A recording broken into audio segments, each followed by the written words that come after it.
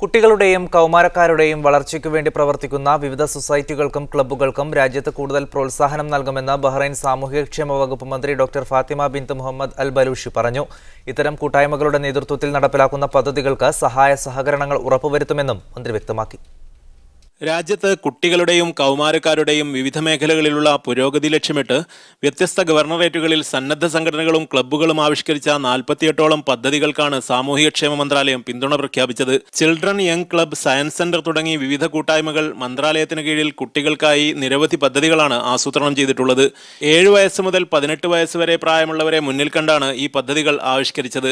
ഇത്തരം പരിപാടികൾ നടപ്പിലാക്കുന്നതിന് ഒരു വർഷക്കാലം പ്രത്യേകം ശ്രദ്ധ ചെലുത്തുമെന്ന് സാമൂഹികക്ഷേമ വകുപ്പ് മന്ത്രി ഡോക്ടർ ഫാത്തിമ അൽ ബലൂഷി വ്യക്തമാക്കി. വിദ്യാലയങ്ങളിൽ നിന്ന് കിട്ടുന്ന വിജ്ഞാനങ്ങൾക്ക് പുറമെ വിവിധ മേഖലകളിൽ പ്രായോഗിക ജ്ഞാനം നേടുവാൻ ഉതകുന്ന രീതിയിലാണ് പദ്ധതികൾ നടപ്പിലാക്കുക.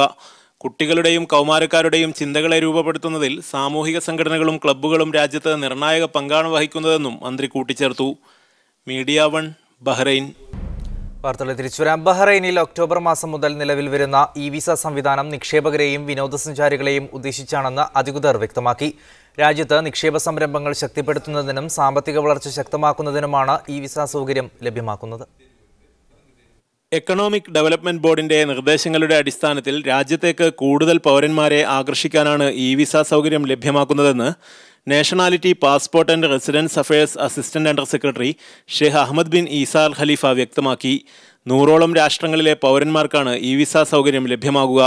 സന്ദർശക വിസ അനുവദിക്കുന്നതിനുള്ള നടപടിക്രമങ്ങളും സമയവും ലാഭിക്കാനും വിദേശ സഞ്ചാരികളെ കൂടുതൽ രാജ്യത്തേക്ക് ആകർഷിക്കാനും ഇത് വഴിയൊരുക്കുമെന്നാണ് അധികൃതർ പ്രതീക്ഷിക്കുന്നത്. 60 രാജ്യങ്ങളിലെ പൗരന്മാർക്ക് ഇലക്ട്രോണിക് വിസ സൗകര്യവും 36 രാജ്യങ്ങളിലെ പൗരന്മാർക്ക് ഓൺ അറൈവൽ വിസയും പുതിയ പരിഷ്കാരത്തിലൂടെ ലഭ്യമാകും. എന്നാൽ ബഹ്റൈൻ ഭരണകൂടം നിശ്ചയിച്ചിരിക്കുന്ന നിബന്ധനകൾ പൂർത്തീകരിക്കുന്നവർക്ക് മാത്രമാണ് വിസ സൗകര്യം ലഭ്യമാകുക. Media 1 Bahrain. ജിദ്ദ അൽ റയാൻ ഏരിയ KMCC വനിതാ വിഭാഗത്തിനു കീഴിൽ പെരുന്നാളിനോടനുബന്ധിച്ച് സ്ത്രീകൾക്കായി മൈലാഞ്ചിയിടൽ മത്സരവും ആരോഗ്യ ബോധവൽക്കരണ ക്യാമ്പും സംഘടിപ്പിക്കുമെന്ന് ഭാരവാഹികൾ വാർത്താസമ്മേളനത്തിൽ അറിയിച്ചു. വ്യാഴാഴ്ച രാത്രി 7-ന് അൽ റയാൻ ഓഡിറ്റോറിയത്തിലാണ് പരിപാടി. സജന ഷുഹൈബ്, റഹ്മ സലം, ഫർഹാന യാസർ തുടങ്ങിയവർ വാർത്താസമ്മേളനത്തിൽ പങ്കെടുത്തു. അബുദാബി അന്താരാഷ്ട്ര ചലച്ചിത്രോത്സവം ഒക്ടോബർ 23 മുതൽ നവംബർ 1 വരെ നടക്കുമെന്ന് സംഘാടകർ അറിയിച്ചു. ആദി വിക്രം സെൻ ഗുപ്ത ഉദ്ഘാടനം ചെയ്ത ലേബർ ഓഫ് ലവ് എന്ന ചിത്രം മേളയിലെ ഏക ഇന്ത്യൻ സാന്നിധ്യമാകും. അബുദാബി അന്താരാഷ്ട്ര ചലച്ചിത്രമേളയുടെ 8ാം പതിപ്പിന് ഒക്ടോബർ 23 മുതൽ തുടക്കം കുറിക്കും. 10 ദിനം അറബ് വെള്ളിത്തിരയുടെ പുതുനീക്കങ്ങളെ പരിചയപ്പെടുത്തുന്ന മേളയിൽ 68 രാജ്യങ്ങളിൽ നിന്നുമായി 108 ഫീച്ചർ ഫിലിമുകളും 83 നരേറ്റീവ് ഫീച്ചർ ഫിലിമുകളും പ്രദർശിപ്പിക്കും. 25 ഡോക്യുമെന്ററികളും മേളയിൽ വിരുന്നിനെത്തുമെന്ന് സംഘാടകർ വാർത്താസമ്മേളനത്തിൽ അറിയിച്ചു. UAE-യിൽ നിർമ്മിച്ച ഇമറാത്തി ചിത്രമാവും ഉദ്ഘാടന ചിത്രം. സിഡ്നിയുടെ ആനിമേഷൻ ചിത്രം സമാപന ദിനം പ്രദർശിപ്പിക്കും. മത്സര വിഭാഗത്തിൽ ഇത്തവണ 36 ഫീച്ചർ ഫിലിമുകളും 18 ഡോക്യുമെന്ററികളും മാറ്റിവെക്കും. ആദി വിക്രം സെൻഗുപ്ത സംവിധാനം ചെയ്ത ലേബർ ഓഫ് ലവ് എന്ന നിശബ്ദ ബംഗാളി ചിത്രം മേളയിലെ ഏക ഇന്ത്യൻ സാന്നിധ്യമായിരിക്കും. അബുദാബി എമിറേറ്റ്സ് പാലസ് ഹോട്ടലിലും മറീന മാളിലുമായാണ് ചിത്രങ്ങൾ പ്രദർശിപ്പിക്കുക. മികച്ച ചിത്രത്തിന് $1 ലക്ഷം സമ്മാനത്തുകയായി ലഭിക്കുക. Film festival CEO Ali al Jabri, festival director Muhammad al Okkad തുടങ്ങിയവർ വാർത്താസമ്മേളനത്തിൽ പങ്കെടുത്തു. Media 1 Abu Dhabi. 18ാമത് Gulf Marthoma youth conference October 3 മുതൽ 5 വരെ ഷാർജ മാർത്തോമ പള്ളിയിൽ നടക്കുമെന്ന് സംഘാടകർ ദുബൈയിൽ വാർത്താസമ്മേളനത്തിൽ അറിയിച്ചു. വെള്ളിയാഴ്ച രാവിലെ 9 മണിക്ക് ആരംഭിക്കുന്ന സമ്മേളനം ഇന്ത്യൻ അംബാസഡർ TP സീതാറാം ഉദ്ഘാടനം ചെയ്യും. പ്രമുഖ വ്യവസായി MA യൂസഫ് അലി സുവനീർ പ്രകാശനം ചെയ്യും. ഡോക്ടർ ജോസഫ് മാർത്തോമ മെത്രോപൊലിത്ത അധ്യക്ഷത വഹിക്കും. ഗൾഫ് മേഖലയിലെ 24 മാർത്തോമ പള്ളികളിൽ നിന്നുള്ള 1500 പ്രതിനിധികൾ സമ്മേളനത്തിൽ പങ്കെടുക്കും. അബുദാബി സെൻട്രൽ മാർക്കറ്റ് പരിസരത്തെ സെക്ടർ ഈസ്റ്റ് 1, 2 പ്രദേശത്തെ താമസക്കാർക്ക് പാർക്കിംഗ് പെർമിറ്റ് അനുവദിക്കുമെന്ന് അബുദാബി ഗതാഗത വകുപ്പ് അറിയിച്ചു. പെർമിറ്റ് ആവശ്യമുള്ളവർ ഒക്ടോബർ 7-നും 23-നും ഇടയിൽ മവാഗിഫ് കസ്റ്റമർ സർവീസ് ഓഫീസിലെത്തി അപേക്ഷ നൽകണം.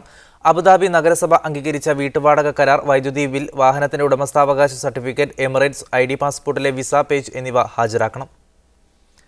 ഖത്തർ മതകാര്യ മന്ത്രാലയത്തിന്റെ കീഴിൽ ദോഹയിൽ മലയാളികൾക്കായി നടത്തുന്ന പൊതുപ്രഭാഷണ പരിപാടി നാളെ നടക്കും. ഇശാ നമസ്കാരത്തിനു ശേഷം മാൾ സിഗ്നലിനടുത്തുള്ള അലി ബിൻ അലി പള്ളിയിൽ നടക്കുന്ന പരിപാടിയിൽ ജമാഅത്ത് ഇസ്ലാമി കേരള സെക്രട്ടറി VT അബ്ദുള്ള കോയ തങ്ങൾ സംസാരിക്കും.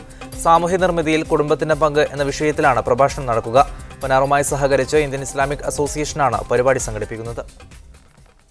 ദുബായ് അയ്യപ്പ സേവ സമിതിയുടെ 8ാമത് ശ്രീമുത്തപ്പൻ തിരുവപ്പന മഹോത്സവം അൽസഫ പാർക്കിനടുത്തുള്ള എമിറേറ്റ്സ് ഇംഗ്ലീഷ് സ്പീക്കിംഗ് സ്കൂളിൽ വെച്ച് നടക്കും. ഒക്ടോബർ 2 വ്യാഴാഴ്ച വൈകുന്നേരം 5:30 ഉത്സവത്തിന് തുടക്കമാകുമെന്ന് സംഘാടകർ വാർത്താസമ്മേളനത്തിൽ അറിയിച്ചു. വെള്ളിയാഴ്ച രാവിലെ 8 മണിക്ക് വിജയദശമി ദിവസം എഴുത്തിനിരുത്തൽ ചടങ്ങും നടക്കും.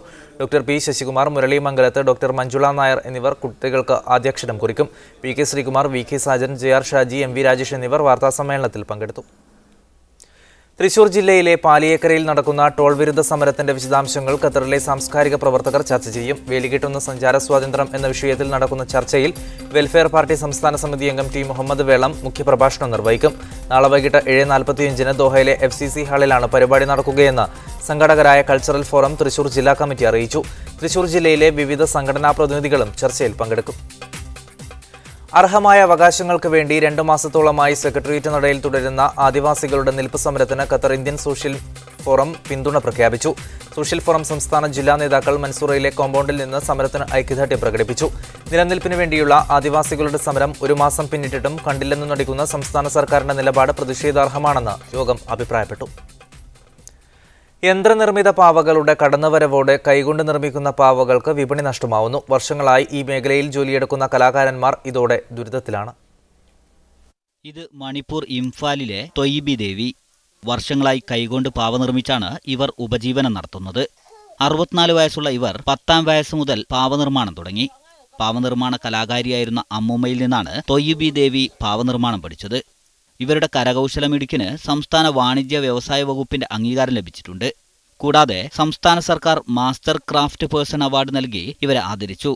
മുൻപൊക്കെ കൈകൊണ്ട് നിർമ്മിക്കുന്ന പാവകൾക്ക് വിപണിയിൽ ആവശ്യക്കാർ ഏറെയായിരുന്നുവെന്ന് തൊയ്ബി ദേവി പറയുന്നു. എന്നാൽ ഇന്ന് യന്ത്രനിർമ്മിത പാവകൾ വിപണി കൈയടക്കിയതോടെ ആവശ്യക്കാർ കുറഞ്ഞു.